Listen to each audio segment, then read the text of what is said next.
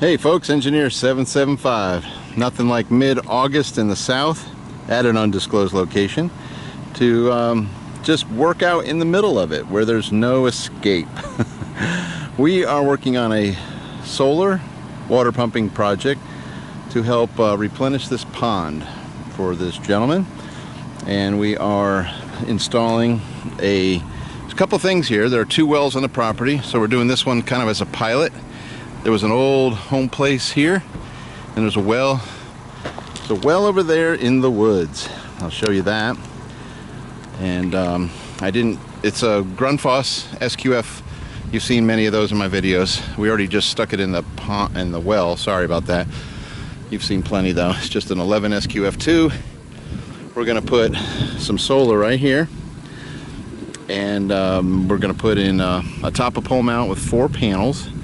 South is over the truck, and we're going to put some 2-inch pipe. We got some number 8 wire. We're oversizing this. We really don't know what this well is going to produce, but we're just going for it, and we'll see what she does.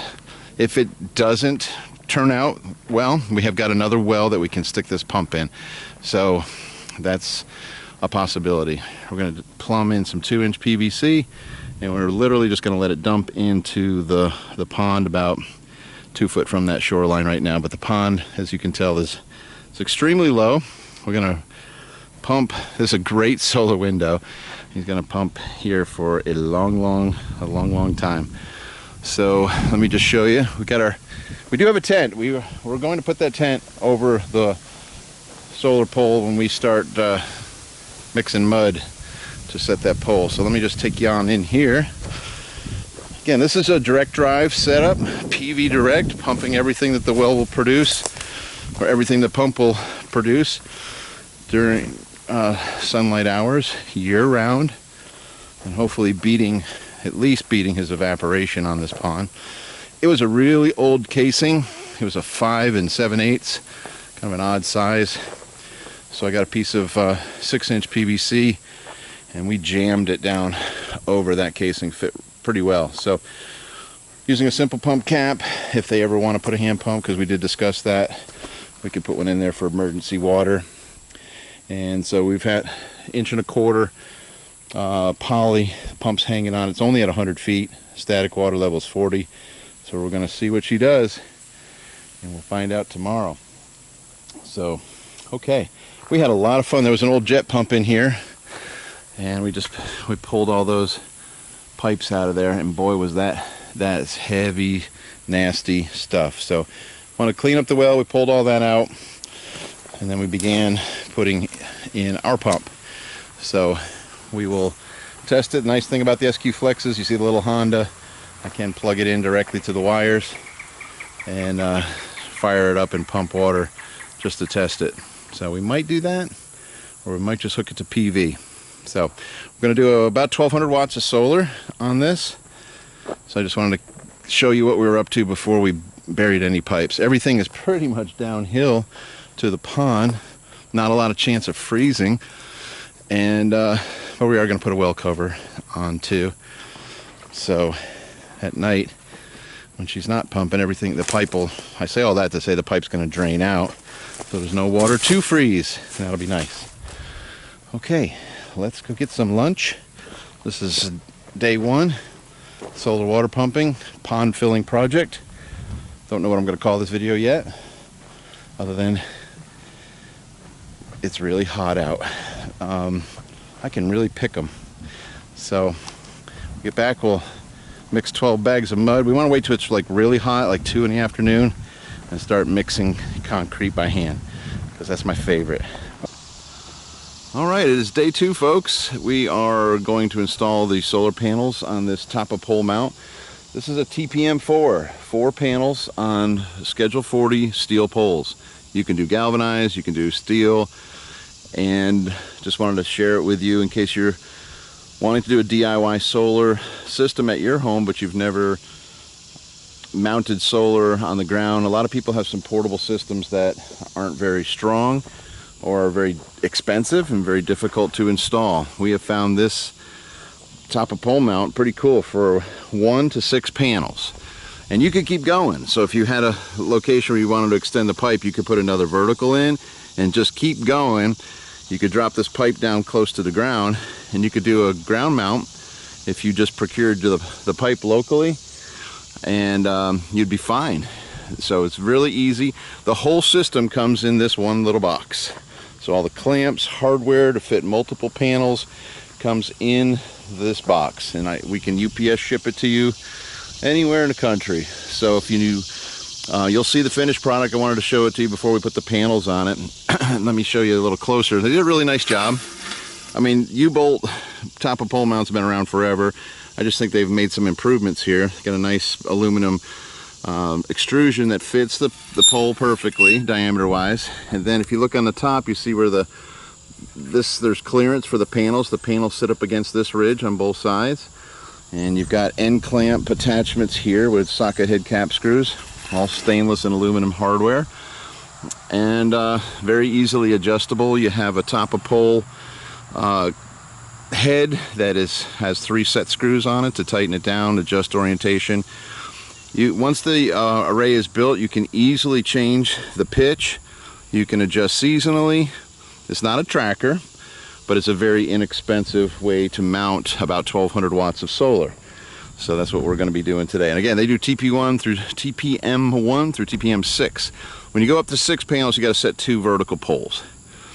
So anyway, I just wanted to share that with you. We have these on our website if you're interested. If you want a quick and dirty way to get a solar up and you want to do it yourself. I've always been looking for, I've tried a lot of different top of pole mounts. DPW has kind of been the standard in the industry. Preform line products, there's a lot of Tamarack, there's a lot of them out there. Check them out. But this I find to be the most inexpensive, basically because I just shipped a system to California for, I think it was $75, and so the shipping is a lot cheaper, and it's easy. You still need 2 people to do it, and as you'll see, we can take the panels, set them on here, and actually set them like horizontally so they're balanced, tighten them, line them up, and then keep going. So this gives you a lot of options. Very strong. They've actually certified this thing up to 170 mile an hour wind load. We'll be back. There's 1200 watts of solar on the TPM4 mount. I think it looks nice and clean, very easy. We set them all horizontal, the brackets, and then we rotate it down to the pitch that you want. It's very easy to build. So pretty happy with it. It's very simple. And we're gonna go ahead and series these panels up, drop them in our disconnect, which is really just a service disconnect. And we will be pumping some water. So pretty clean top of pole mount. And you could, if you wanted to, just another thought, you could have this front pole really short and you could put another one back here if you wanted to stagger it. Make sure you compensate for your shading between panels. Your inner row spacing needs to be right, but you could lower this.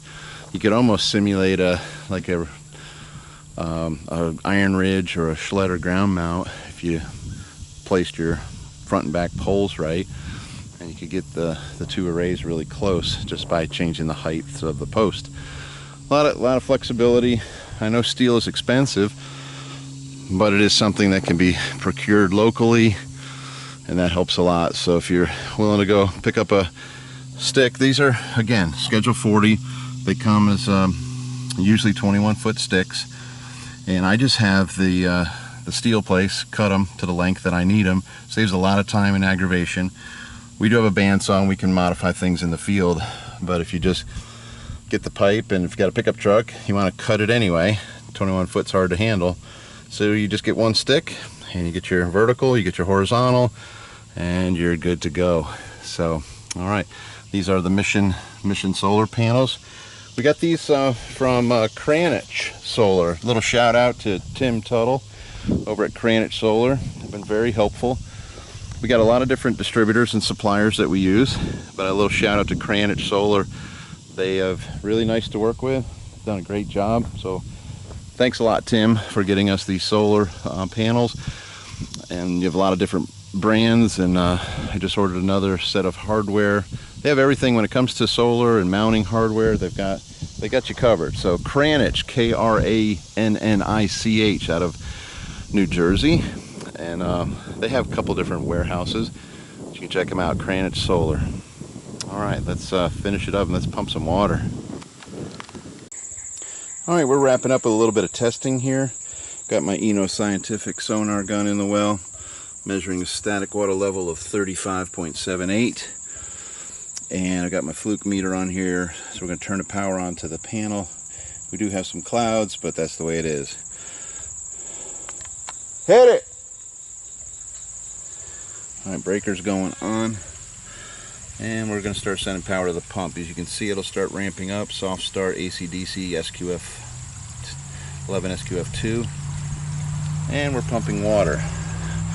Oh, my sonar gun went off. So what I want to do is start seeing that water level drop. 37, 36, 36. I don't know if you can pick it up on the audio. She's whipping around pretty good. We were 2.4 amps. So that 2.5 amps is probably the max power, max amperage, times about 100 and it's only taking about 300 watts to do the job. And we're going up to 39, so our number is increasing here. We're at the 40. Come on, little Scientific, tell me. 44, so we're pumping her down. 45, this is the moment of truth. 46. So we have a low water sensor on this thing, so we're pumping. We just want to figure out what the drawdown on this well is. And as the water level drops, the amperage is going to go up because it's working harder. Remember, you pump from the water-air interface, not from the pump depth. Pump could be thousands of feet, and static at 5, you're pumping from 5. 2.8, which shows me that I'm going up. Oh, and my timed out. Sorry about that, folks. We're at 45. Our pump is only at 90, so we want this thing to just pump all day long and not hit that low water sensor. So in a well, there is a static water level, and then there is the drawdown level.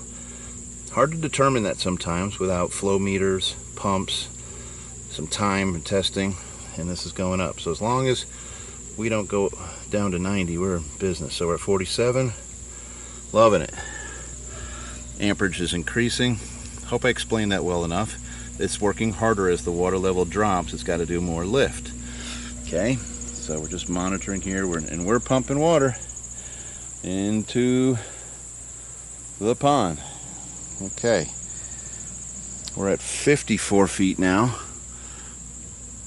I want this thing to hit. What I'm after, is for it not to shut off. What I'm after, now we're bouncing all over the place. Come on. Sometimes this thing takes a while to find itself, and then it shuts off after it finds itself. Come on, guy. 50, that's better. 53.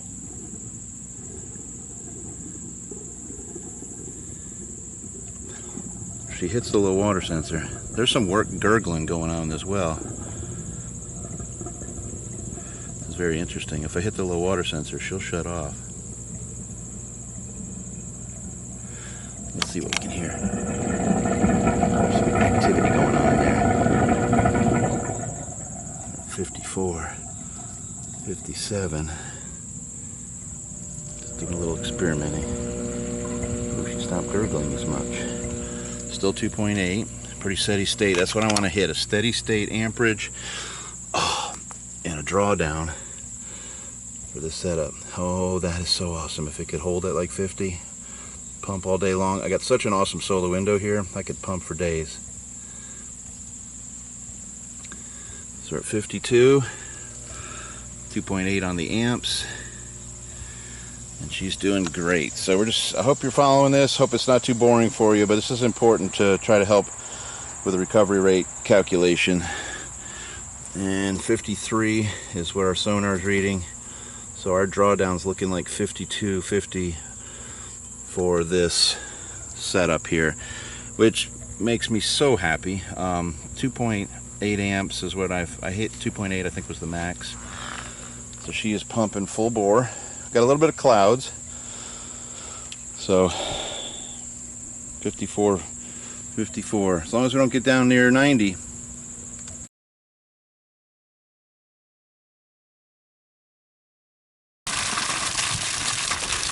Engineer 775 wrapping up a day of solar water pumping. Listen to that. That's just a glorious sound to me. Just a wonderful thing to have water pumping like that off the sun. Where's the sun? Going to those panels that are way over there across the pond. We've run 500 feet around the pond over to the well where those gentlemen are standing, and then we're pumping out here to this pond, otherwise known as a storage device for storing water and irrigating. You see the new construction and getting this place to look nice.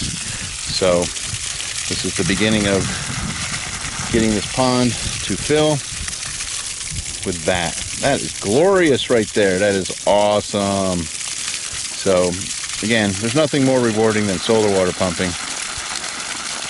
And so what we did is we used the TPM 4. This is the new mounts we're using. Those are Mission 295 watt panels. We got a disconnect out there.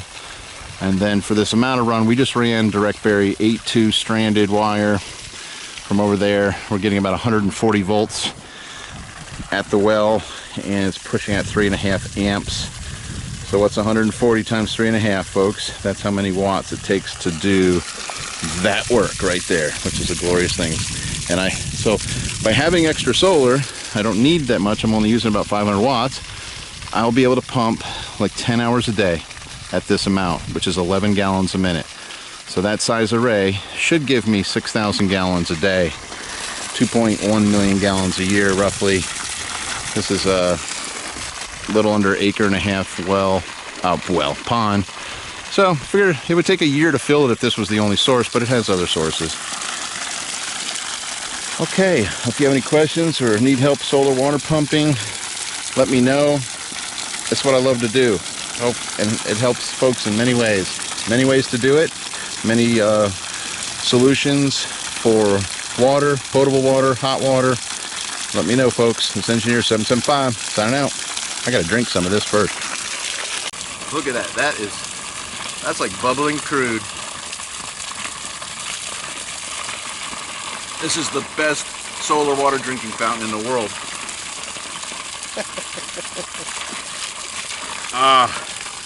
That is great. That is very rewarding. If you need help, folks, let me know. Engineer 775 signing out. Another cool feature that we're trying here with solar water pumping, you can see there's two pumps in this well. This is desulfator. The customer didn't realize that this is actually on his grid pump was using like 1,400 gallons of water a day, just recirculating it back into the well to get rid of the sulfur smell in the house. So I thought I'd try to do it on the solar, and that way his well pump doesn't have to cycle. He has such a small bladder tank. The thing was cycling every 7 minutes, and he could hear it from his bedroom. So every 7 minutes he'd hear click on the pressure switch and click when it goes back off. So 2 clicks every 8 minutes based on having to eliminate the smell. So we put it on the solar pump, and it's not putting out as much aeration, or it's still pumping pretty good. It's just in line. So while we're filling the pond, we're also aerating his well and desulfating the water, taking the smell away. So that's a new one and a fun one. So new adventures in solar water pumping.